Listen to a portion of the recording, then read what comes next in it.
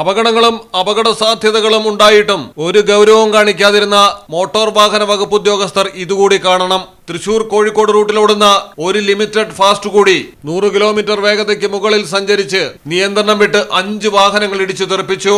2 ജീവനുകൾ നഷ്ടപ്പെട്ടു. പരിക്കേറ്റവരിൽ 10ഓളം പേരുടെ നില ഗുരുതരമാണ്. 25ഓളം പേർക്കാണ് പരിക്കേറ്റിരിക്കുന്നത്. കോഴിക്കോട് നിന്ന് തൃശൂരിലേക്ക് പോയ ലിമിറ്റഡ് ഫാസ്റ്റ് ബസ്സാണ് കുന്നംകുളം പറമ്പോടത്തിന് സമീപം വെച്ച് അമിത വേഗതയിൽ നിയന്ത്രണം തെറ്റി കാറിലും വാനിലും ഓട്ടോറിക്ഷയിലും ബൈക്കിലും ഇടിച്ച് വീടിന്റെ മതിലും തകർത്ത് നിന്നത്.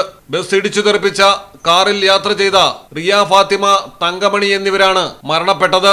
120 കിലോമീറ്റർ വേഗതയ്ക്ക് മുകളിൽ ഓടിയ ബസ് കുറ്റിപ്പുറത്ത് മറിഞ്ഞ് 2ആയി പിളർന്ന് വൻ അപകടമുണ്ടായി.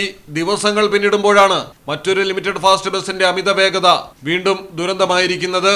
ഇനി അറിയേണ്ടത് ഇവരെ നിയന്ത്രിക്കാത്ത മോട്ടോർ വാഹന വകുപ്പ് ഉദ്യോഗസ്ഥർ എന്ത് പ്രതിഫലമാണ് വാങ്ങിച്ചുകൊണ്ടിരിക്കുന്നത് എന്നതാണ്. മലയാളം ടെലിവിഷൻ, തൃശൂർ.